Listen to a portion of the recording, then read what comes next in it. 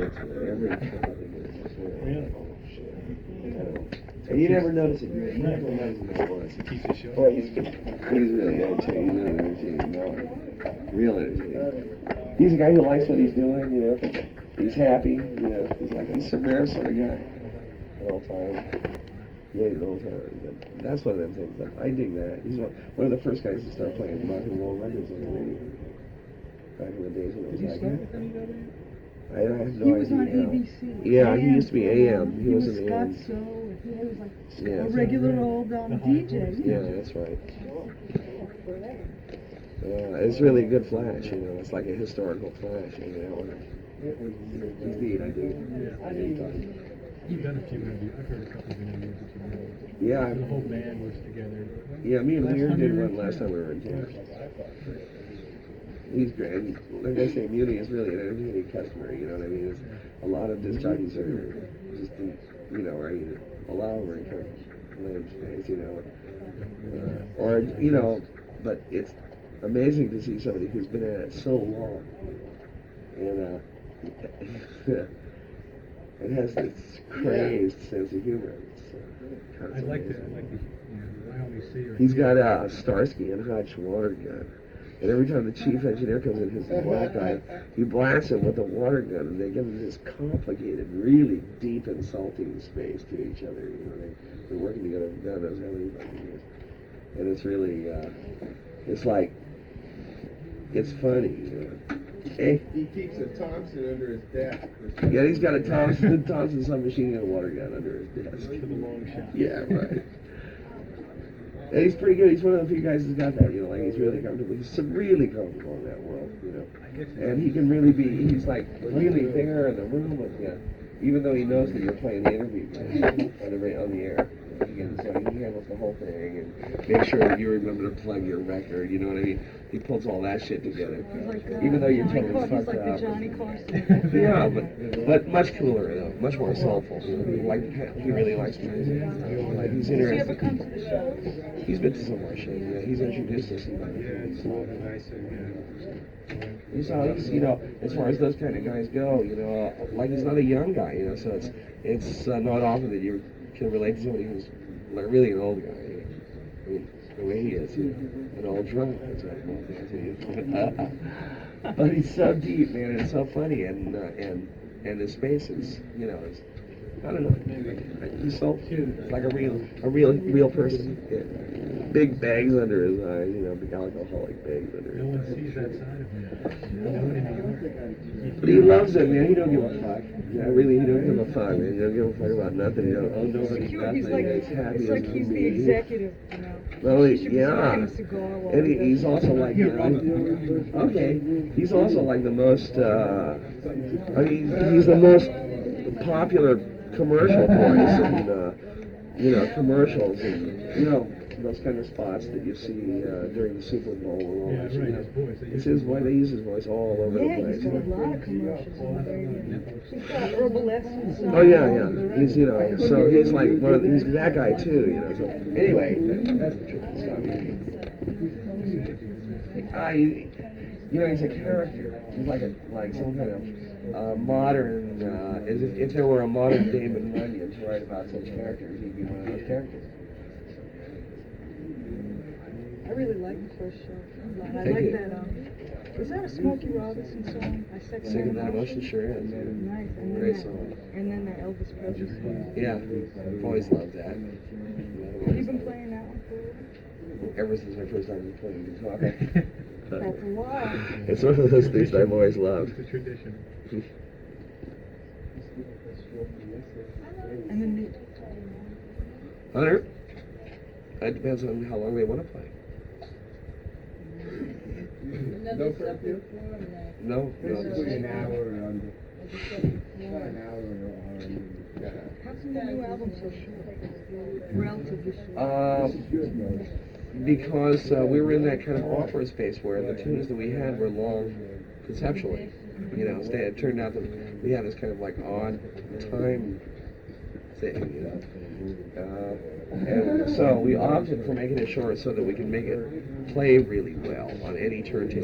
It sounds really good. Yeah, that's the idea. The vocals Yeah. are real cool. Yeah, that's the point. You know, it's the thing is that those nice fat grooves.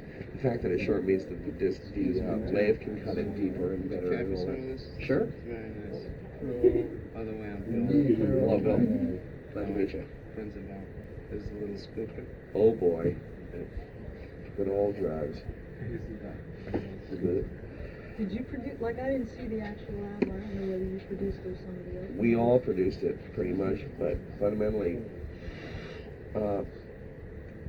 I mixed it. We all worked on the ideas of it, and we were all involved in the creation of it. You know, I mean, it's really a good project. Like Keith Olsen was. No, we did it in our garage, fundamentally, in our warehouse where we rehearse.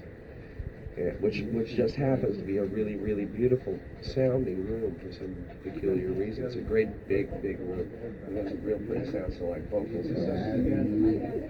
Deaf, and all other any instrument that you record in there just sounds really good. Microphones really like the room. I'm real happy with the record. It came out neat, I thought. Shit, I don't know.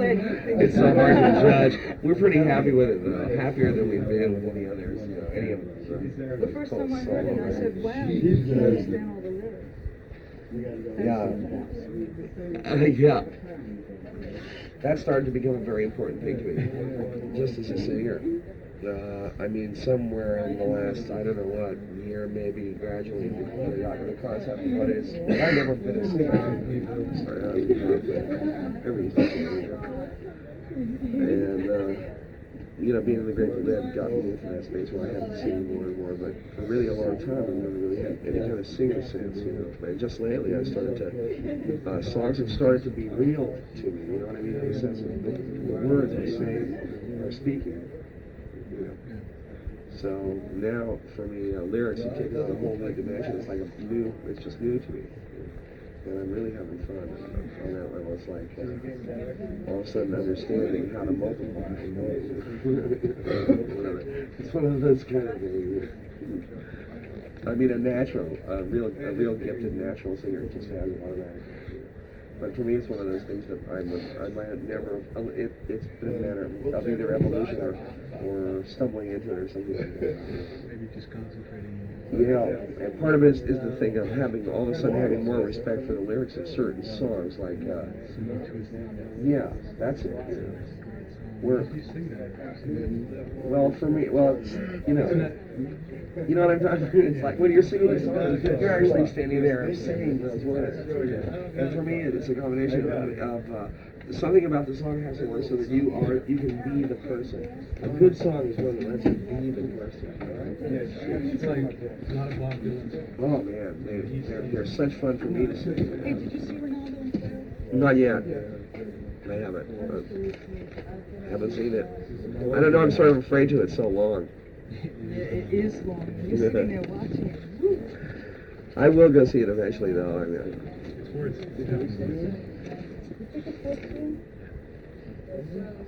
I got an awful lot of huge roaches here. I know. I've got one in my hand. There's a lid and a cigarette, which I've been done waiting. Which one should we light next? Light the cigarette because Okay, I I'll just light smoked it on pot apparently. Go all at Nina. What are you smoking? Jerry, do you want this guy to talk to you for a couple of minutes or what? Somebody else is talking to me right now. Oh, good. All right. Well, he just wants to ask you a couple of things about me, but you don't want to bother. Don't mind at all. Okay, Do you mind? Not at all. Okay. Have him come in and whip him on me. Take Are you doing another interview right now? Creem magazine has never liked me very much. Well, we like it now. Oh, really? Is that so? What makes you say that? Gee, Well, I like don't know. Creem. I can dig it in a way, you know. I mean, it's always been surprising to me that anybody ever liked it. Anybody ever liked anything I ever did. That doesn't The sound. first big surprise with the audience didn't all pour out the first time we played, you know. And after Think about that. those times a lot. Like think about the Avalon Ballroom and stuff. Oh, sure. Well, I mean, that's our background. I mean, I don't think about them a lot in the sense that I work in enough kinds of situations that are enough like those in a certain respect. You know, like back home we play in bars, kind of like big bars, and like kind of like the Bottom Line is the closest example you have to one here, to bigger than that actually.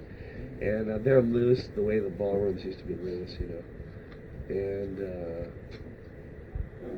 just socially in terms of my life, a lot of the people who I knew then I know now. You know, we're all of course way older, you know, not old creaking around and so you know, for me it's kind of like continuity. I don't spend a lot of time in the past in terms of trying to recreate it or think about it or anything like that. I mean, for me now, the crowd, the way the people are now is real to me now. You know, it's real for completely different reasons. My relationship to it is completely different. You know, the whole thing is different. You know, so it's like there's a continuity there for sure, but I don't try to compare them. They're all group. Kind of a sheltered environment, really, especially. No shit. Absolutely. But it also represents a kind of you could also describe it as a special education. I mean, in the sense that you're exposed to a certain kind of energy repeatedly. You know, there's a certain kind of narrow viewpoint through which to view things. You know, and see things happen, certain phenomena. So you really learn a lot about something doing this. You know, so while you experience the shelter, you also experience something else. You experience a different kind of width or depth or something. But do you have time to sit back and look at that world that you're in, or separate yourself from it, see, you know, it's Not very different much. from, no. I'm moving. I'm in motion. I'm not, you know, I'm not like contemplative by nature. For example, if I'm involved in using my mind but not working, I usually read stuff. You know. And, About music, you mean, or just stuff? stuff in general, stuff about science lately more than anything else. Quantum mechanics and physics, things like that. Yeah. All that stuff is really exciting to me. You know what I mean? Yeah. But is that because you never really studied it in school, or just? It's because I'm real excited about it now, and because there's a continuity there between what I've experienced in this specialized environment and now whole new levels of conceptions of reality that are starting to account for the kinds of experiences that the regular explanations of reality never used to be able to account for. You know what I mean? In other words, in this special environment, I've had experienced certain kinds of experiences often enough to know that they're real, but they're inexplicable. There's no way that I can rationally explain them. You know what I mean? Things like that. For me, the whole thing has been this progression rather than. Valid. Yeah, right. It's not a sine curve. It's exponential. Exponential. It's rising. So then you understand. I admit I'm stuck in my own perspective. You know what I mean? And it's really narrow. But luckily, I'm in this community of other people who are involved in the same kind of activity, and there's enough amongst ourselves. There's certainly a reality which is describing itself a certain kind of circularity. That's a whole different hemisphere from your brain than the part that has to worry about record contracts and how much money. I don't worry about that shit. I'm not constitutionally able to worry about it. It would probably be hip if I did. But it's just, it's something I've never, I don't know what maybe I've never learned to worry about it, but it's not real to me, you know what I mean? It's not real to me in the sense of taking my body out on stage, you know, with the guitar in real time and playing music. That experience is very, very real to me. Stuff like contracts, you know, money, banks, all the rest of that shit is not as real as that experience is. Not nearly, you know. And no amount of money could buy me that experience if I lacked it. And if the experience is a failure, like if it was a bad set, no amount of money would be enough to pay for what it takes to go through it. You know what I mean? So it stops being it's not that kind of a buzz chase. It's weirder. It's weirder than that, but you know. It's not black and white. And it doesn't have to do with money, but it does have to do with value. You know what I mean? Like your own value? Yeah, right. You know, like what's valuable to me just in my life. You know? Well, if you felt that your music was good, and then somebody, a business manager, called you up and said, you know, maybe your music sounds good, but nobody's going to. Yeah, it's not mine, I'm just...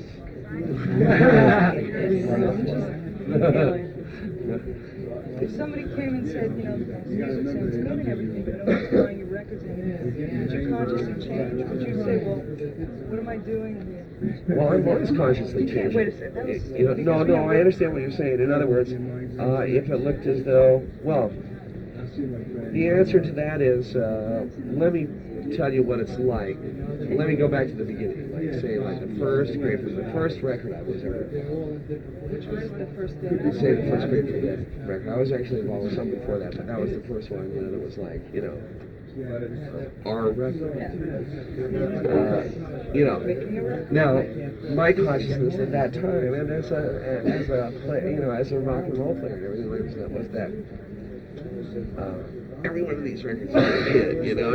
Yeah, you know what I mean? It's like, you know, in your own mind, I mean, you know, why write something that you don't think is going to be a hit? I mean, in the sense that it means something to you, and you figure that, well, if I like it, everybody will like it. Of course, that isn't true. You know, I've learned that it isn't true since then, of course. But that's definitely the spirit that that you do it in. You know, so in that sense, that motivation really shows that. Well, it's always there, you know what I mean? In other words, I thought Casey Jones would be a huge hit. You know? I mean, I thought, you know, every record, every album, every tune, every one of them has that to me. Otherwise, what the fuck am I doing playing them? You know what I mean? You know what I mean? So, but that occurs on more than one level too. You know, I mean, it's like in the ideal world, they're like great big monster hits, you know. And in the real world, they are liked by the people who can like them, you know. And for me, the process of going through all this, growing older and doing this more and more and trying to get better and better at it all through this, taught me something about, I appreciate those people who can dig it. I don't give a fuck whether everybody can dig it or not, you know. So if it gets to be super popular or a super big hit, peachy, you know. But if it doesn't, and anybody likes it, I'll get off. So when they said Terrapin's making a lot of money, you said great. Sure, but actually Terrapin is just about as successful as our records always are. It's actually no more. PR seems to be, they keep saying The it. PR certainly looks good. That's Ariston's PR, right? Of course, Ariston's into that. Yeah, and Clyde was okay.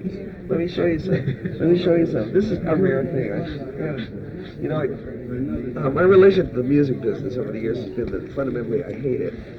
You know, the whole ball of wax, the whole trip in a way. You know, I mean, I really don't. I've never really liked it very much. I care a lot more about music than I do about the music. Well, they only go hand in hand as a matter of default. But the point is that, for example, like in my life, the most real thing is that thing of going up there and performing. Making records is like building a ship in a bottle.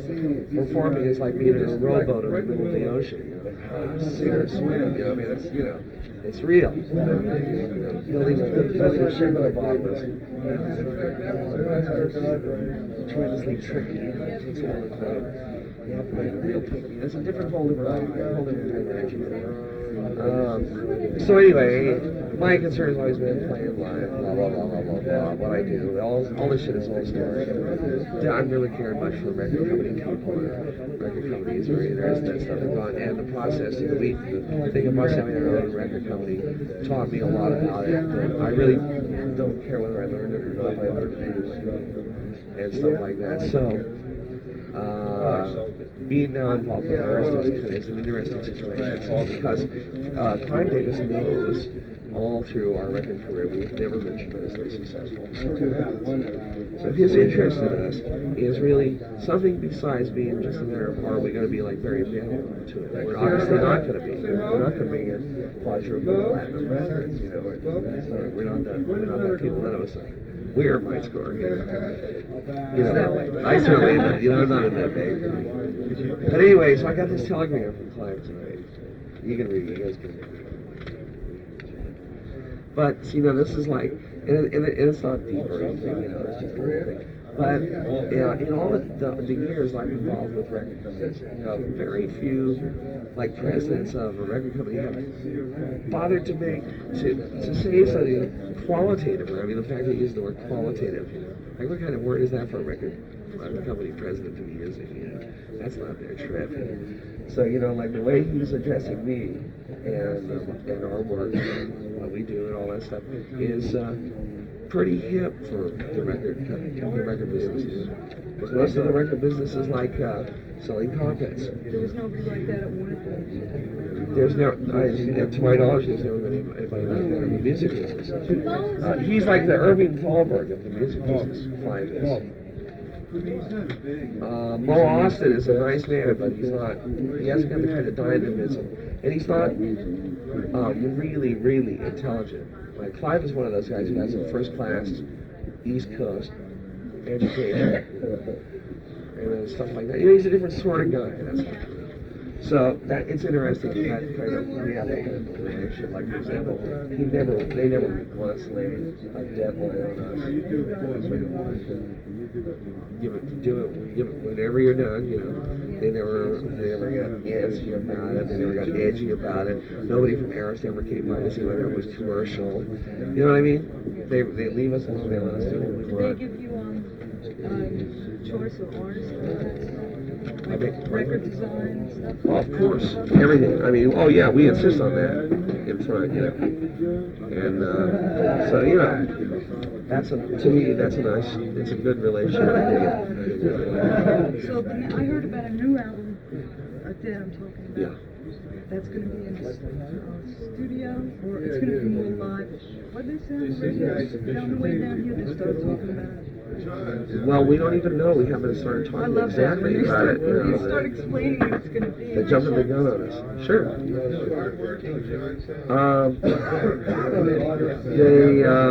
So far, what we've been talking about is that we want to make a record cheaper. We don't want to be in LA while we're making it.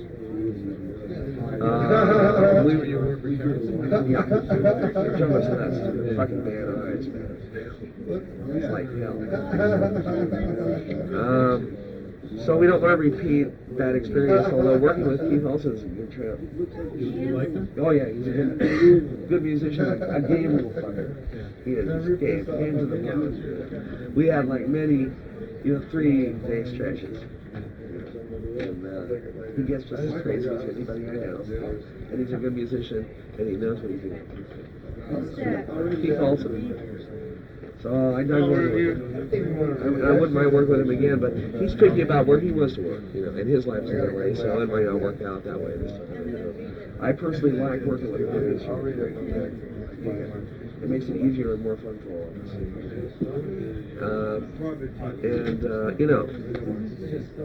So far we haven't really made a decision about where it's going to be. We just know about when we're going to start really addressing that idea, and that'll be May. Are you going to tour before May? Yeah, we're touring in April.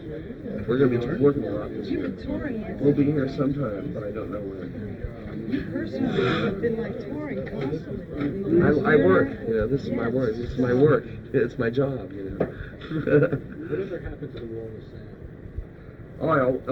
It got to be a matter of diminishing returns. In other words, we couldn't make enough to pay to keep moving around. So we were finally at the point where we were playing to pay. Paying to play. Yeah, right. That's exactly. Which is, which we were willing to do even. But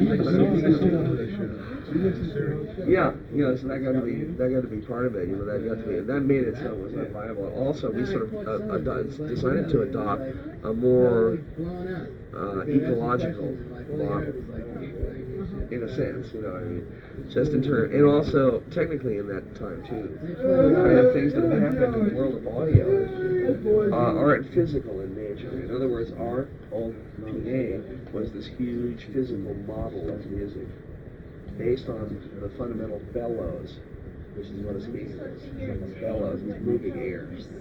Okay, now since then, a lot of what's happened in the audio world and in the world of perception is an area which is called psychoacoustics. So, you know, the Grateful Dead is like looking at the problem of communicating music to minds, not necessarily moving air. You know what I mean? Just getting it from there to here. That's right. So that is a whole new kind of discussion. So we're approaching it now. So then all the speakers used now have to be more efficient. Well, we're still dealing with lots of other problems which are too diverse to mention. Like we're broke, or we're poor anyway. And we are. We've managed to stay poor in spite of the most incredible illusion of success. It works out well for us in a way. Because this is like the way we make our living, you know what I mean? Rather than being something which has made us fabulously wealthy, or you know what I mean? You know, like if I was wealthy enough, I could get to be totally worthless. I might never do anything. Yeah, and I would just as soon keep working and playing and moving around because I enjoy it. You know, that kind of shit.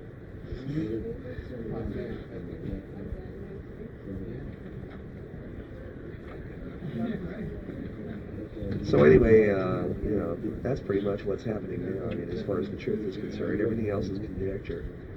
You know, whatever else might happen, you know,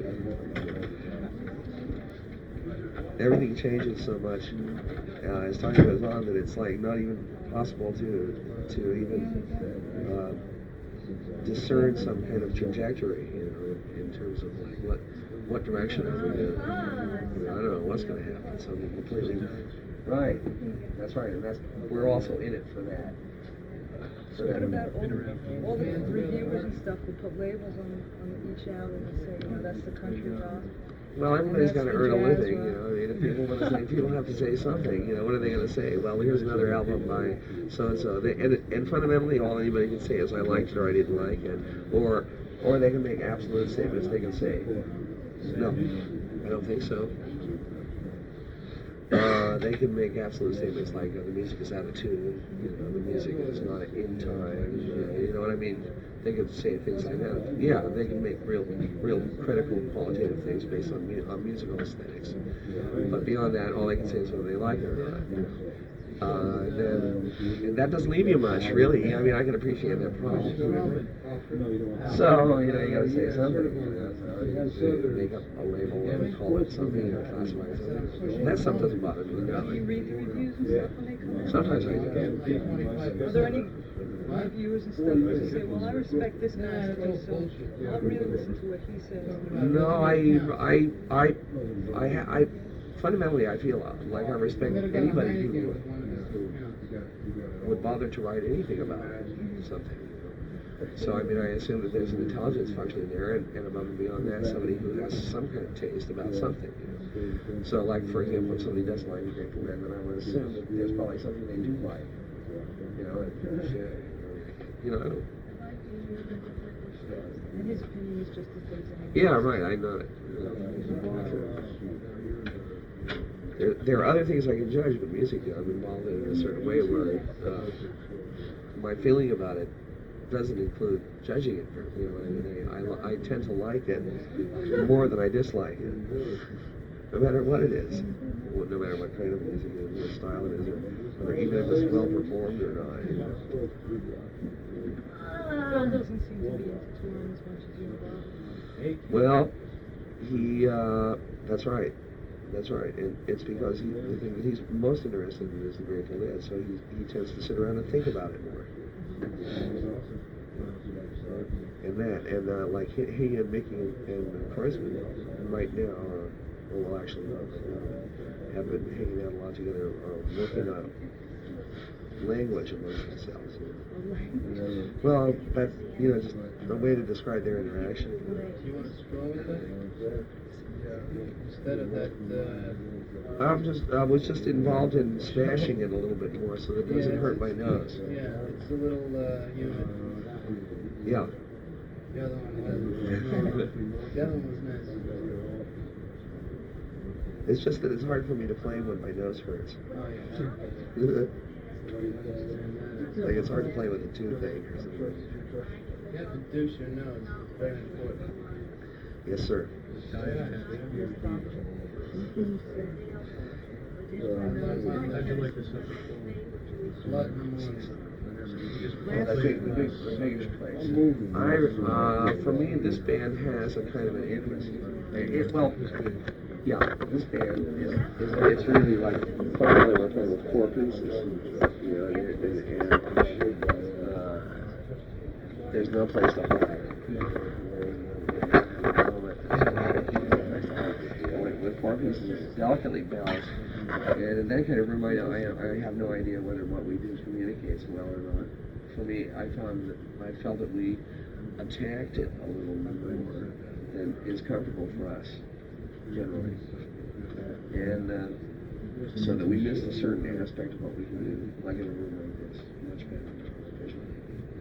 So as far as this band is concerned, I think it's like really has a really efficient range of the theater. They should open up more places like this. Only. Yeah, they did play the Beacon tonight. Yeah, it is. It's teeny. That's the only problem there. You also had Capital Theater and Literature Scriven. Sure, where was that straw the guy was going to give me? I've got this object. Come near me with that. That's really nice. Well, for me, it's one of those things like, so far I've never been involved in, you know, like a record company, you know what I mean? And here we are, we're playing Passaic Nurseries, we played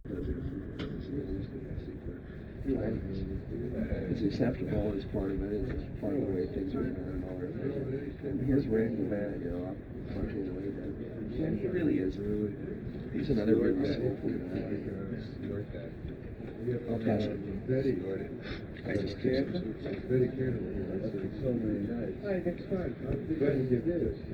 the thing. It's another weird reason we work with Red. I mean, over the years, that's the thing. You know, with all different guys. He works with a lot of jazz, fantasy records. Yeah, he works with a lot of people he likes.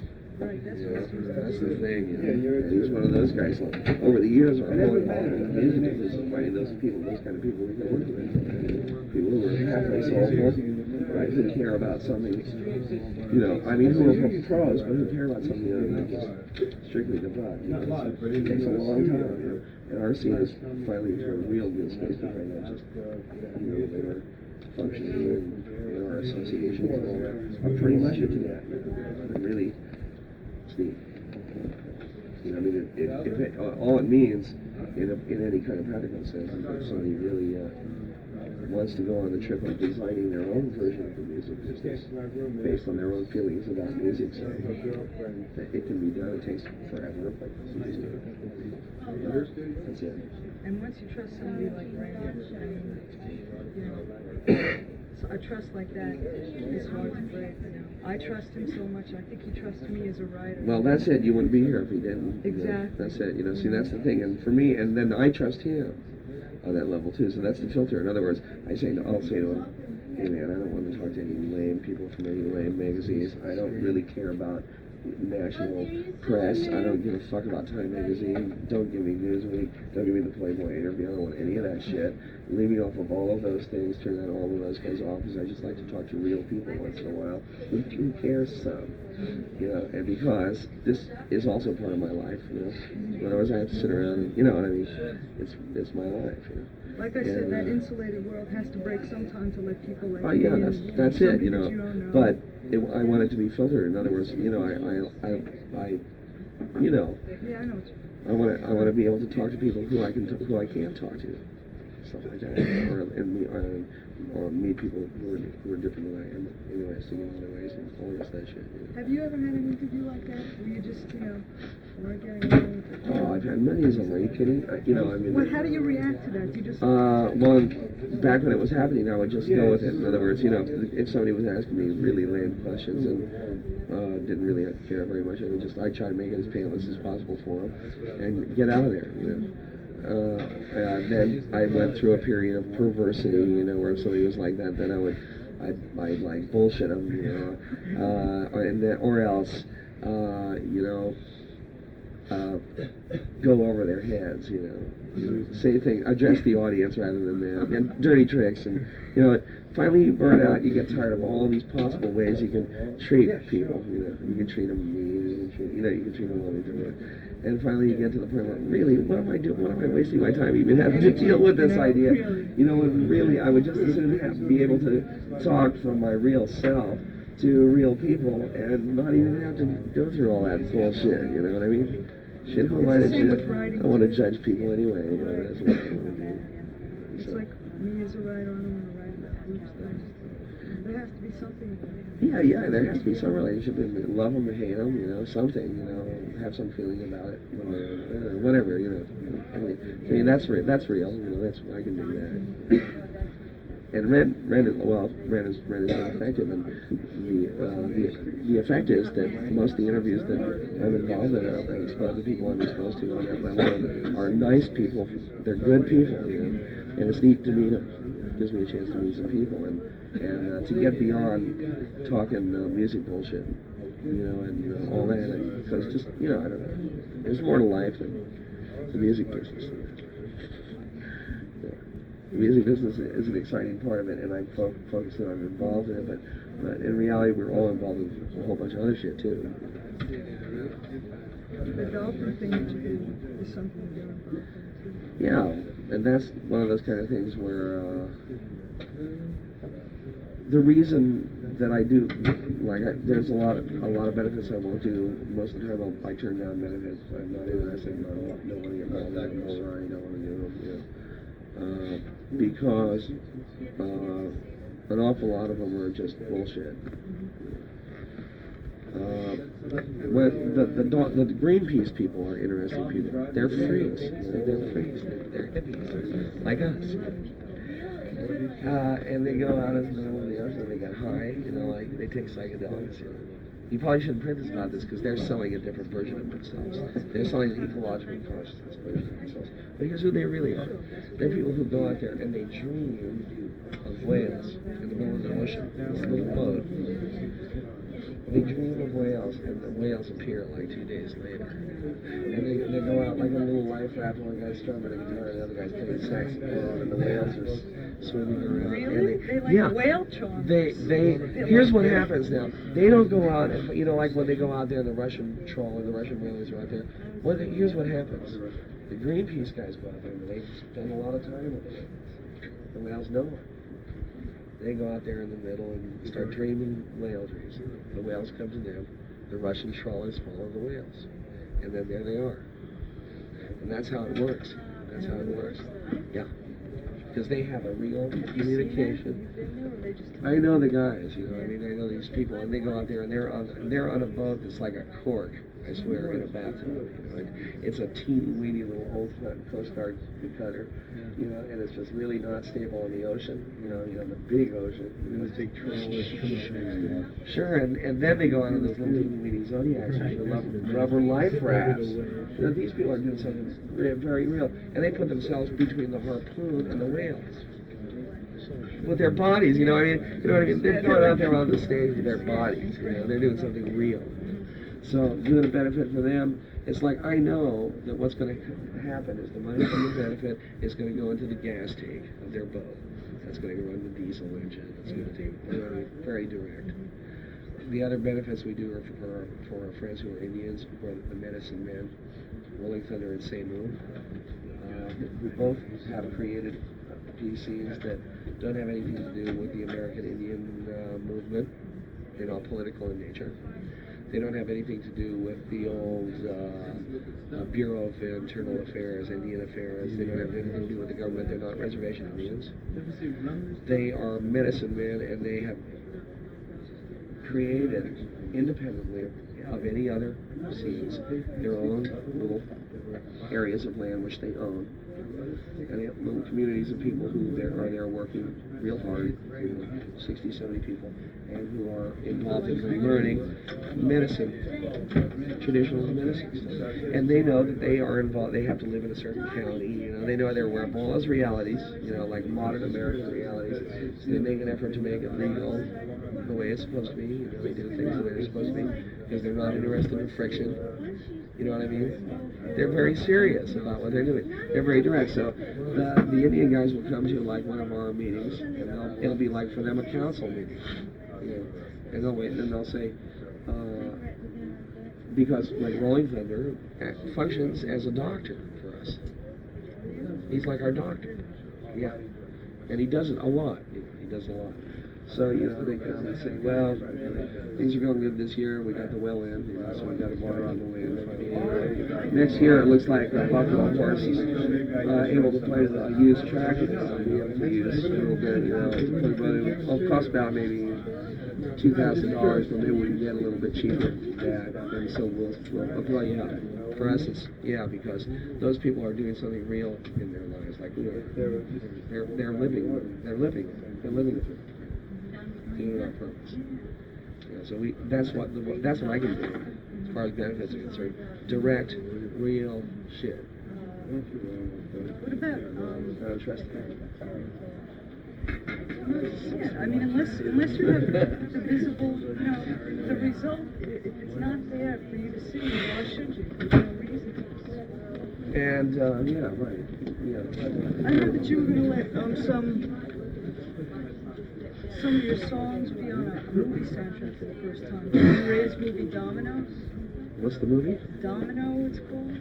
John Ray. I don't know. R-E-Y. Wow. Big rumor is being started. Do you remember a guy named David Peel?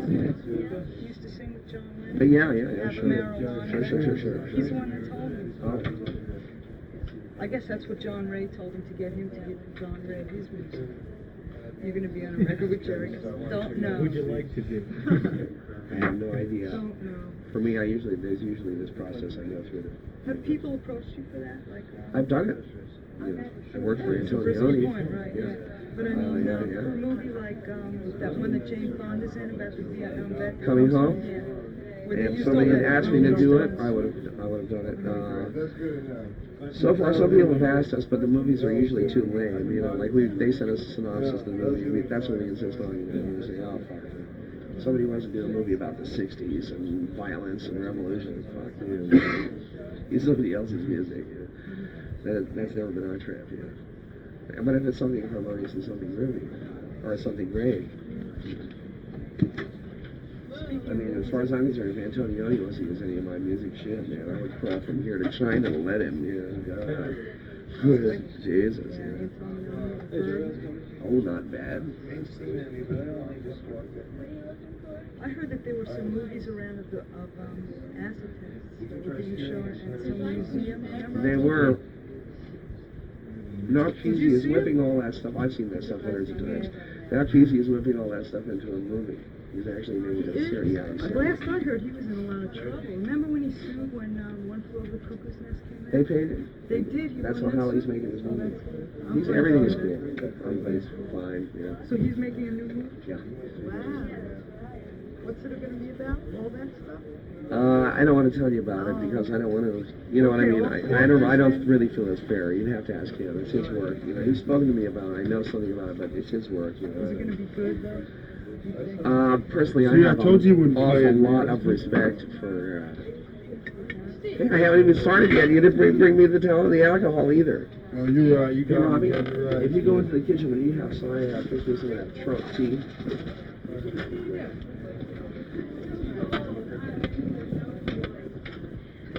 You still want it, Jerry? Yeah.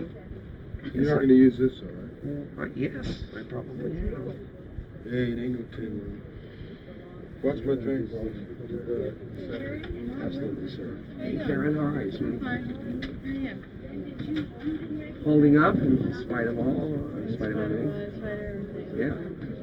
How are you? Yeah, Nah, that's not good enough for you. Should I'm be. doing fine. That's not good enough either. I've done that. That's as good as I can do right now. Good to see you. How is everything? Real good. Kids are good. I always wondered that. They're real good. They're real good. You ever gonna come to California again? Yeah, I'm planning on Oh, do it. Do it. moving back as soon as I can get some. If ever I get my portfolio finished, to get some jobs. All right. See, the thing that I do now doesn't, it's not that much money coming in. Gotcha. So I have to take, whenever I have the money, I'll go to New York and get, get some more shots done. Right. To it. Right. So it's going to take quite a while. Well, it'll be worth it. It'll give you latitude, freedom. It's worth that. Stinson Beach hasn't been the same since you. Yeah, really. It's not nearly so beautiful It's as it no used to fun be. since she left, right? That's not interesting. You're still there. Yeah. We're moving though. I think we're gonna look for a bigger place because there's really too many kids. The kids are too big now. They all have to have their own room. Oh, and a half. Go back to work. A bath size. So we're kind of in that space right now. Not a horrible noise. Really? It's a lot of hard. It's irritating, isn't it? It's gonna sound good on my tape. This is my new composition. I hope you can dig it. Carry on slide towel. I'm taking this, boss. Oh, Steve. $25. Yeah, then I have to come back. No, okay, that's fine. I understand perfectly. Go ahead and do it. That's all right. Oh. 25 minutes. What, you want to use it? No, I don't. No, don't jump to conclusions on me, for God's sakes. Cost of an expensive French meal to come into the dressing room. Who's going to take the deal? Hey, shut up and mix me a drink, for Christ's sakes. We did. Oh, where is it? We're taking them with us. Now, See you later, sucker. Are you guys, I don't want to rush you or anything, but are you guys done? Or what? Well, he can be interrupted, and why not cut the other guy loose and let him just tell me after. No, this guy wanted to ask him, yeah, because he has to drive back Okay. deadlines. I'm into it. I'll see you in Hades. Not if I see you coming, probably. Another boy. No. You gonna show up?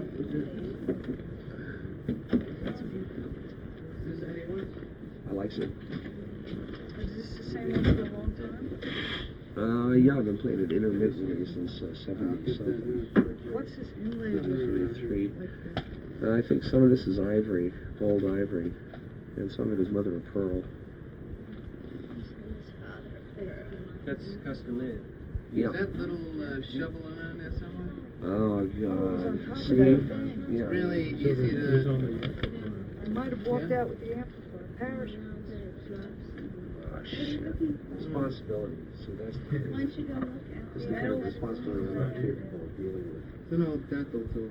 It's cute. All I can say is that it headed that way. I Out think the it's door. probably just, Do you think it reveled It might be on the floor somewhere, but I wouldn't count on it. Just like a... Yeah, a little. No, it's not all complicated. Just like I have no specific choices about everything. Like, specific choices. It's like a long... Oh, well, it's custom in the sense that me and the guitar maker sat down and I told him what I wanted. So it's custom in that sense, like having a custom pair of boots made. It's made for me. That's what makes it. A friend of mine, the oral surgeon, gave me a few things. Yeah, and that's the reason I play it, although sometimes I don't like it very much. And this guy is very special about his work. Like, he doesn't make any production guitars. You know, he doesn't sell guitars or anything like that. And this is actually his first guitar. Yeah. I had another guitar that he built a neck for, and the feel of it was so excellent, so perfect. It's the thing about a gift. Why don't you put those on that table over there? Well, surgery is Anyway, you know, so that's what this guitar is about. and then he came here. This is Stan. Alright, so we'll come back here later to find out. Nice to meet you. They come across the I'll come back here later to take a look for it when it's a little more like cleaned out. Okay. Don't get Follow the path of the I'm already too confused. Yes, mostly it's easy to get that way. I mean, Oh, man. things really. Okay, I'm here now. Okay, so just to Maria for a story for circus. I was wondering if I might obtain a couple of quotes from you about the singing. Have a So good show. which I'm going to report on the I'll go away so easy. Absolutely. Jerry, in terms of background vocals, which Maria was doing tonight with Don, what do you think that would add to the sound? What do you feel it adds to the sound?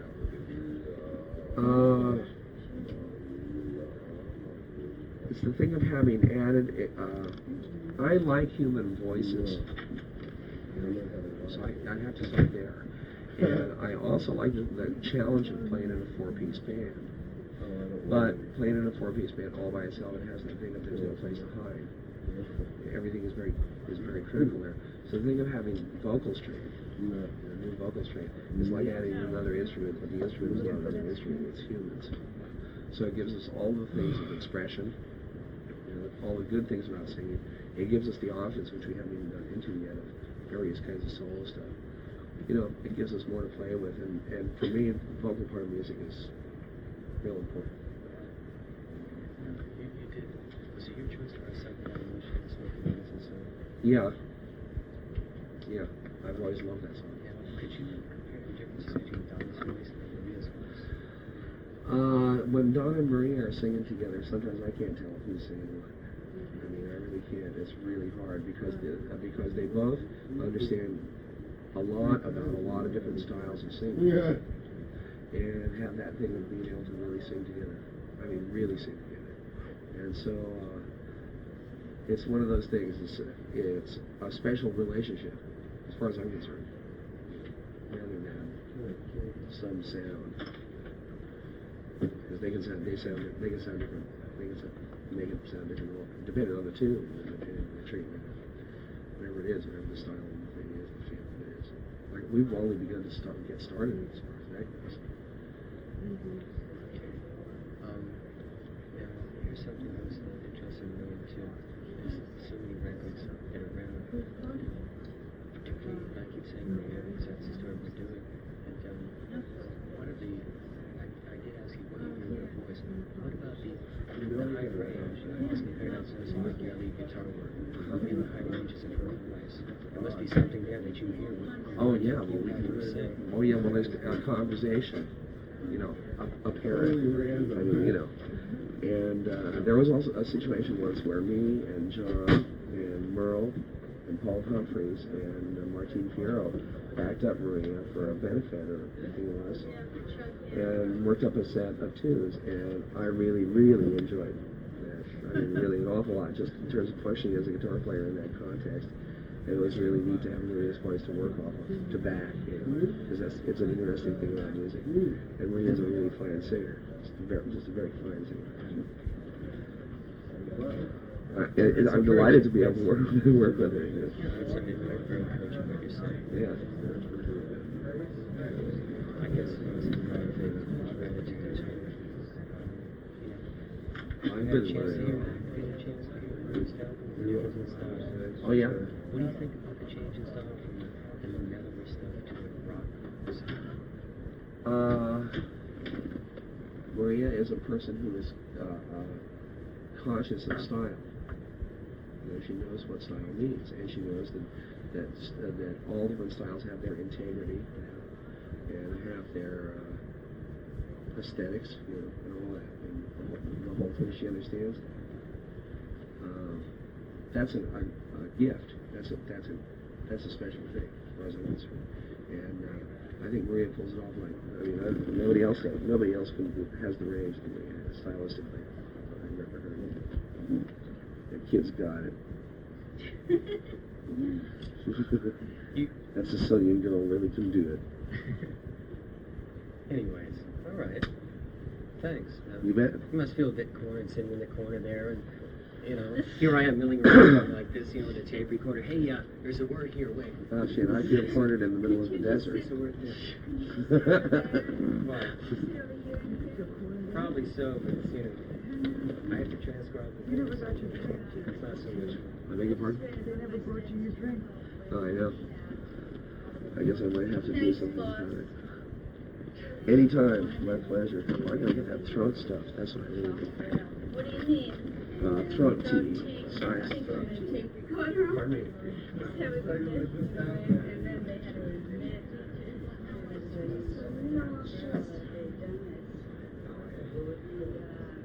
They all agreed it was the best recording, and it wasn't done.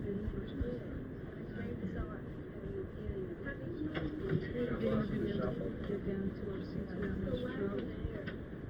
Yeah. We're gonna walk up down that stage. On that.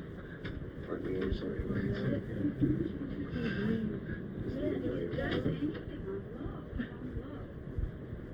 Actually, none of this stuff is very effective.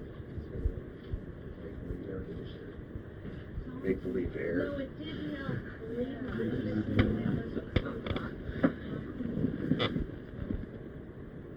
I like the furniture they have back here. It's very American Nice heritage. decor. It's like a den of any home in the suburbs. Well, you probably We just visited a have few some friends backstage. over. Yeah, that's it. Nice Have a apartment you shack got for here. Where's your stair? The TV isn't even. That's a pleasant sound. Is that funky, Jerry? Not yet.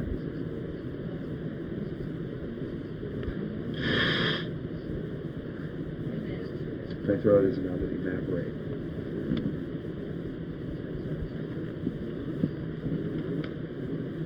Oh, I'm so suspiciously bad.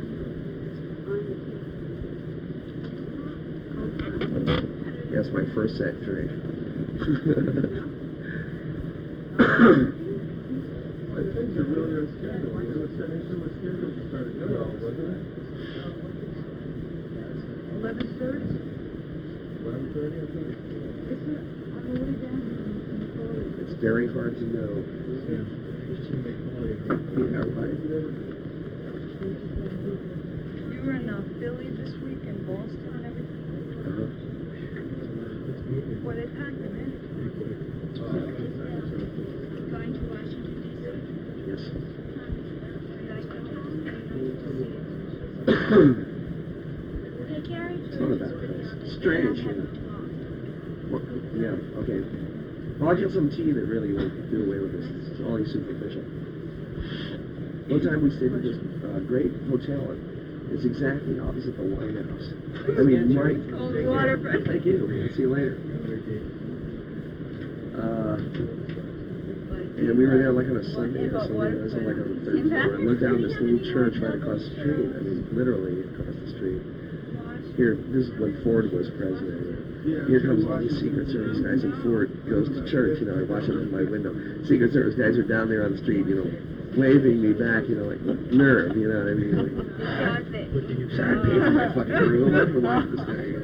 But Jesus Christ, I could have threw a plan, but he was right there. So. Think about the White House and all that, or Washington. The White House, it's really tacky, it's like, it isn't nearly as impressive as It's like a postcard when you get down there. You see it so many. and it's in this miserable neighborhood. I mean, in this area. Yeah, it's right. It really is. It's like Don't look outside for a walk. a dump at the White House, some buildings, some Yeah, some Washington other stuff. buildings, Yeah, right. and more dumps. Yeah, right. Weird It is stuff. tacky, It gives you a different perspective on the government, the government. They have to work there. It's like the government Jeez. of Hollywood set. It is. And so, When I are you mean, saying in Washington? I think probably tomorrow night. When are you going Sunday anywhere? Either it's a day off or it's Pittsburgh. Where are you playing in Pittsburgh? Hey, Pittsburgh. In Pittsburgh. Pittsburgh. You played, you did play. Yeah, we played Pittsburgh. Played in Like, that big I don't know. Coliseum. We went The to place looks like a flying saucer.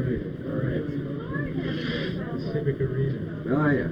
We went to There's a college. nice theater there. The Moss. Oh, yeah, maybe that's where we're playing. That would be Maybe nice. where we're playing. That would be a perfect The song. acoustics aren't too bad. It's old. It's not like one of those Anybody songs. hear the set from a radio?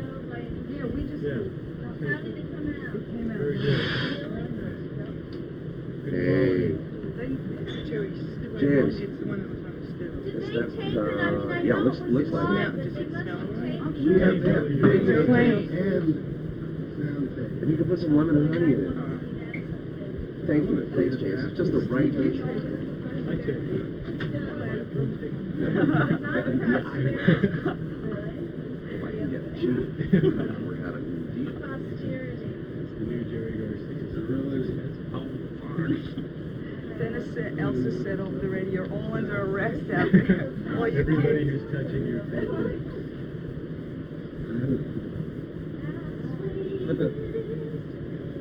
That was nice, up like that, you know, it was a little up more than usual. There's that, you know, the groove that people dance to. The gravity groove, as they say. Somewhere there's Wish you would tell me what kids. Just me, like I'm just so, I love all that. If I told you, it would probably turn out to be wrong. You know, then you'd see it, you know, because he's really dynamic. Or any I mean, of he the really other is. pranksters. Oh yeah, working with him? well, Like Babs, Ken Babs, who is really the intrepid traveler of notorious, the intrepid traveler in his very band of pranksters. The intrepid traveler, that character, is Ken Babs, and he's really like kind of like the top sergeant of Kesey's scene. He functions as Kesey's editor. Still to this day. Yeah, to this day. And he's a wonderful guy, a dear, dear family. So Mike Hagan is still up there, of course. Paige. Chuck Kesey, of course, and Dale Kesey, Kesey's brothers. Babs. And, you know, the guys that are around. Is Stuart Brand at all? Stuart Brand has got his, obviously, his very successful tour of catalog trip, no less successful Now also. he works for Jerry Brand. Yeah, he's involved in California, you know, so he's busy on a whole other level. The pranksters are not. Stuart Brand's relationship with them is, Peripheral? yeah, it's peripheral. You're fun enough, That's John Hagen, guys. Mike Hagan. Mike. Johnny Hagan, Mike's brother, works for the Grateful Dead. He's one of our co-members. And I think he might be on Where's tour, but I'm not sure. Have you heard Where's That? Sure. It's like as can be. Weir has a very unique approach to music, you know what I mean? I mean, that is to say, like, the kind of things that he'll write, the kind of things that he'll do, and the kind of ideas that he'll have are so far from what I would ever think of, or even dream of. It blows me away. And it makes it more amazing that he can play with them. Well, it's very interesting for that reason, because we're so different. So for me, like, when I hear Weir's album, it's like like stuff I would never imagine, literally. And I admire his work. I like his shit. But I realize it's not everybody's cup of tea, and you know, maybe he'll have like a real successful single. I hope so.